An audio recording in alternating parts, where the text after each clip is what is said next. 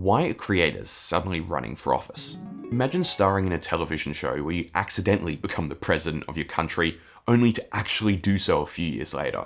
President Zelensky's story has been told endlessly, but what we are seeing today is a shift of creators doing the exact same thing, moving into politics and not only ousting decade-old incumbents, but also getting Gen Z hopeful and participating in democracy again. One of my favorite quotes from Philip DeFranco, who's one of the biggest news distributors on YouTube, is that you may not fuck with politics, but politics will fuck with you. In 2021, we saw Max Fosh and Nicole Milana run for the London mayoral election, with the latter receiving 50,000 votes and being the biggest independent candidate of the entire election. And he was far outcompeting other candidates with far higher campaign funding backing them. In 2024, we saw Fidias, a 24-year-old Greek Cypriot YouTuber who won an independent seat as a member of the European Parliament, gaining the third most votes in the entire country. Despite acknowledging that he had absolutely zero knowledge of the political process, he built his campaign of representing young people through change and transparency in the political process. While he learns how the European Union works,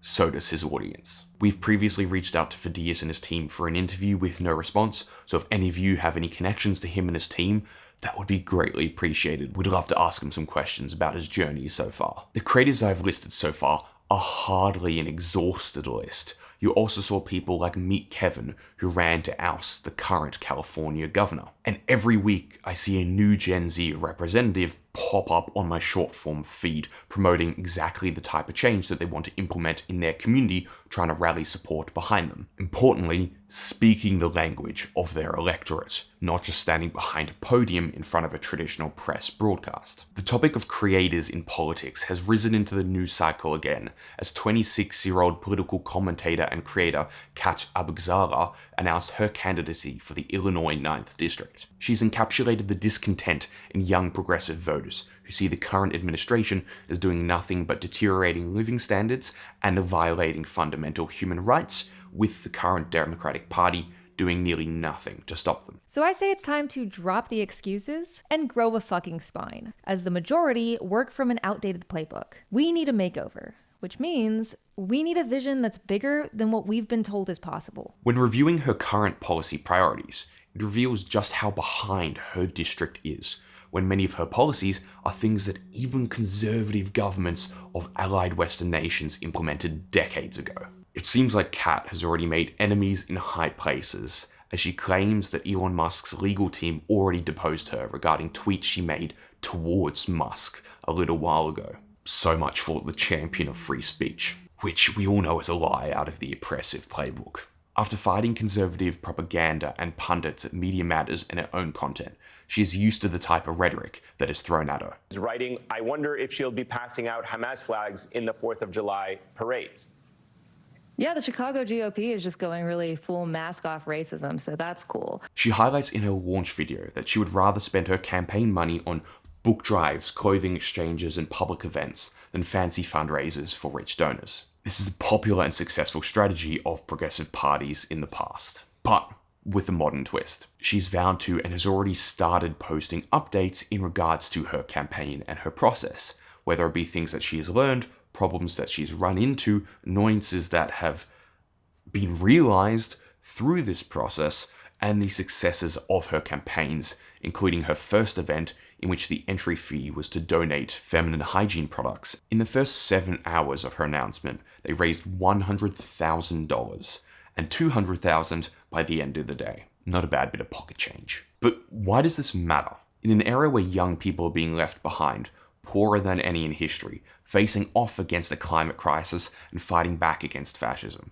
it is no surprise that millennials and Gen Z, now often the biggest block of voters, are looking for change. The difference today is the access we have to candidates and their ability to operate outside of the traditional political and media establishments of the past. By using social media platforms, candidates like Kat are able to connect with their voters on a deeper and cheaper level than their competition. No need to waste money on overpriced TV ads in an election cycle when you got your audience already sitting there through organic marketing. Before I get into why this matters, I just wanted to let you know that if you click the first link down in the description, you'll receive a story like this in your inbox every single Tuesday, analysing the rapidly evolving new media industry, why that matters, and what you can do about it. You'll also receive, as a thank you, the first 2 chapters of the debut Creators Trove magazine, where we captured and analysed the biggest creators in the world. So make sure to click that link in the description, verify your email, so you can receive a new story every single Tuesday in your inbox, ready to go. We are also seeing candidates more transparently embracing their reality. In a semi-traditional example, we are seeing AOC, representing the 14th district in New York, manage to oust an incumbent completely and utterly unexpectedly, despite being a broke waitress. She often utilizes social media to communicate with the American public, hear the issues that they are struggling with, and as a result of her life experience, relate to a lot of them. And even Fidias, Max, and Nico, who are jesters in their own right, found a new way to connect with voters and get their generation excited about politics again, especially in 2 countries that have optional voting. So you not only have to inform people to vote for the right candidate, you have to get them to leave the house in the first place. Creators are more accessible, relatable, and unfiltered than their political predecessors. They're unafraid to look silly, unapologetically committed to their beliefs, and not subservient to the previous political and media gatekeepers of the past. They know how to tell a story and build a community behind their journey, and clearly establish who they're fighting against and who they're fighting for.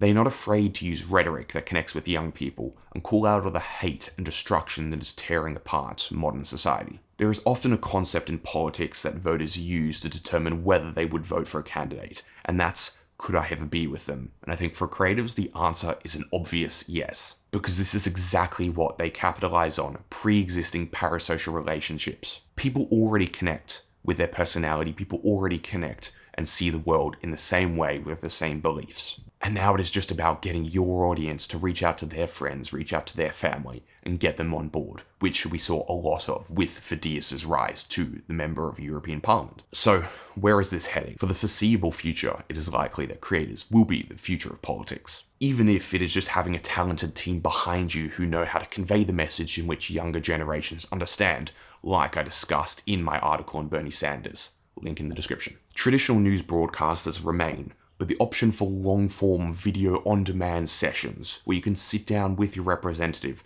for hours on end, where they can discuss the issues that are important to them and their solutions and how they will go about solving these issues, is far more valuable than 15-second news bites and useless debates on traditional air. These long-form discussions, listened to on the train to work, while you're cooking dinner at any moment that is convenient to you, builds far deeper and stronger connections with the people that are listening and helps them truly understand who you're fighting for and whether that is indeed them. Those 15-second sound bites sound cool, but have no bearing on reality and how qualified someone actually is to take one of the most important jobs in society. So hopefully, this will force a change in the guard, whether that be because new, young generations and creators start rising through the ranks and taking those positions, or because they create such fear in the current establishment that they're forced to change on the policies that they vote for and the policies that they prioritize, finally start working for us rather than political wealthy corporate donors. So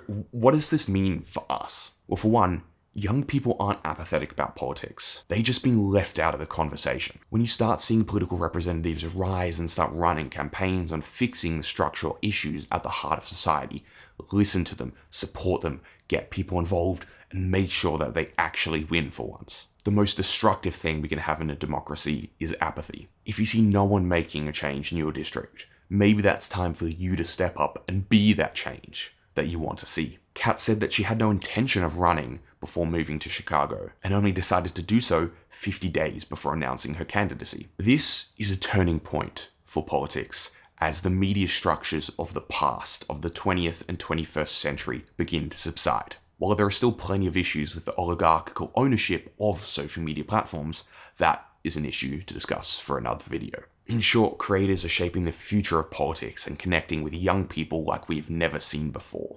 They're using technologies and tools that have been overlooked by many legacy parties and politicians for years. So, while they're on the back foot, this is the time to take charge, take action, finally get representatives in there who are utilizing these technologies to actually represent their constituents and not their wealthy donors. So any opportunity you have to help support this journey, help support this mission of making these people work for us, you need to take that. Whether that is donating to candidates, whether that is spreading this message to your friends and family, or whether it be you actually taking action in yourself. If you want to listen to more stories like this, I've got the perfect playlist for you right here that will keep you entertained and interested for hours on end. Enjoy.